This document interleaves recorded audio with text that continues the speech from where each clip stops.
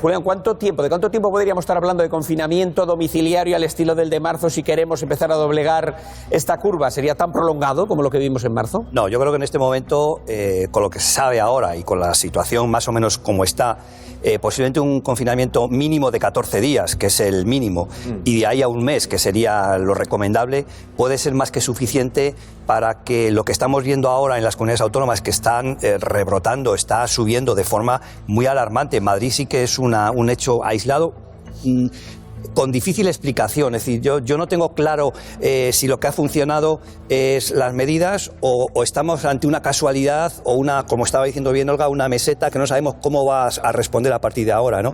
Pero yo creo que un confinamiento de todo el país, de 14 días a un mes, y una desescalada posterior bien diseñada, eso puede ser lo que nos hace llegar al mes de mayo en buenas condiciones para cuando tengamos por lo menos esas vacunas, hacer frente de verdad a esta pandemia. Julián, una cosa que quiero que nos aclares, ¿hay falta de material? ¿Hay racionamiento de material ahora mismo de protección en los hospitales y en los centros de atención primaria? No, yo creo que se ha aprendido bastante de la primera ola, en la que realmente hubo una escasez de material reconocido por todo el mundo.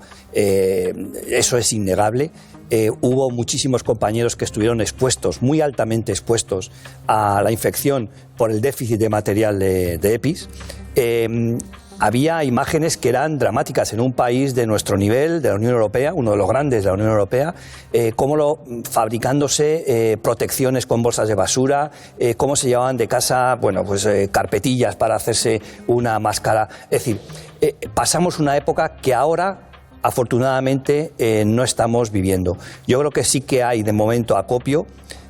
También es cierto que la situación de necesidad de utilización de todo este material ha disminuido porque no estamos en los niveles que había en aquella época. O sea, los hospitales tienen pacientes ingresados, las UCIs tienen muchos, y tienen datos además que yo no comparto lo que se está diciendo ahí. Cuando está diciendo que tenemos un 30 y tantos, un 40% de camas UCI, no. Las camas UCI médicas de la Comunidad de Madrid, que es las que se supone que están mejorando, superan el 100%. Es decir, están ocupadas el 100% de las camas UCI médicas por pacientes COVID. Hay un 30 o un 40% de ocupación de camas UCI porque se cuentan ya como camas UCI lo que no son camas UCI. 105. Sí, es 105, efectivamente. El último dato que dieron, no, lo han dado hasta ayer, efectivamente. Ayer. Pero ¿por qué es que están contando ya camas UCI? La reanimación, los quirófanos, la biblioteca con un respirador. Es decir, hemos aprendido a que Madrid, hemos pasado de tener estructurales entre 550 y 600 camas de UCI a que contabilizamos ya con las nuevas que nos van a poner cerca de 1.900, pero no son reales. Ese hospital de pandemias que se inaugurará finalmente parece que en enero. No. Según la última luego contamos eso. La última información es que a finales de este mes ese hospital va a recibir los primeros pacientes. Bueno, pacientes que, por cierto, van a acudir a ese nuevo hospital de forma voluntaria, según hemos escuchado también. Yo lo pregunté específicamente al gerente de hospitales, porque estamos en una comunidad autónoma donde existe la libertad de elección y yo creo que a un paciente no se le va a poder obligar a ser trasladado, a ingresar a ese hospital sin permiso. Él dijo que sería voluntario. Y espero que así sea. Sí, yo creo que los profesionales sanitarios no son diferentes del resto de la población en cuanto a la vida social. Convivimos en los mismos términos, de las mismas formas, tenemos las mismas costumbres. Salimos, estamos en casa, nos juntamos familiares. Eso no nos diferencia. Pero sí que tenemos un factor añadido de riesgo. Y es que trabajamos en ámbitos en los que la infección está muy presente, es donde están los enfermos. ¿Pero sigue habiendo contagios en los hospitales? Sigue habiendo contagios. O sea, yo, los últimos datos que nos han proporcionado a nosotros, lo dije el otro día, tenemos en este momento aproximadamente 1.500 trabajadores sanitarios dados de baja por COVID-19. 1.500. ¿En qué ámbito? En todo el ámbito, o sea, entre hospitales, primaria y en el SUMA. En hospitales ahora mismo había 177 médicos de baja por COVID, 385 enfermeras. En primaria 121 médicos y 97 enfermeras. En el SUMA 33 médicos y 15 enfermeras. Es decir, son cifras altas, a pesar de que efectivamente tenemos mejores protecciones de las que teníamos en la primera época.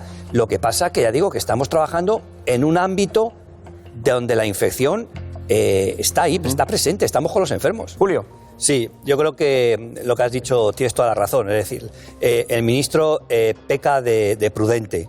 Yo creo que él no quiere alarmar, no quiere que la población se vea dentro de escasas semanas sometido a un nuevo confinamiento y está confiando en unas medidas que a todas luces van a ser insuficientes y que yo creo que él está mirando más desde la política que desde la sanidad, velando por la socioeconomía, por la repercusión que puede tener un confinamiento, aunque sea corto, y que le tira más la vertiente, en este caso, política, que la vertiente estrictamente sanitaria. Julián, brevemente, le he preguntado al ministro cómo debería de ser nuestro próximo confinamiento si llegamos a ese extremo. No me ha querido decir nada, pero ¿cómo crees tú que debería de ser como el de marzo, con horarios de paseo? Lo digo porque también a los médicos y a las instituciones les está preocupando mucho el aumento de casos de depresión, de ansiedad, de tristeza, de miedo generalizados entre la población. Yo creo que un confinamiento duro, breve, sería, a mi juicio, lo deseable.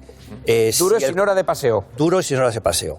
Otra cosa es que si el confinamiento fuese más de 14 días, nos vamos a un periodo de tiempo mayor, ya sí que me plantearía hacer como la fase 1 de la desescalada, ¿no? Unos horarios muy limitados para que la gente no esté en su casa encerrada permanentemente, que pueda airearse, que pueda pasear, que pueda hacer algo más de lo que teníamos entonces, ¿no?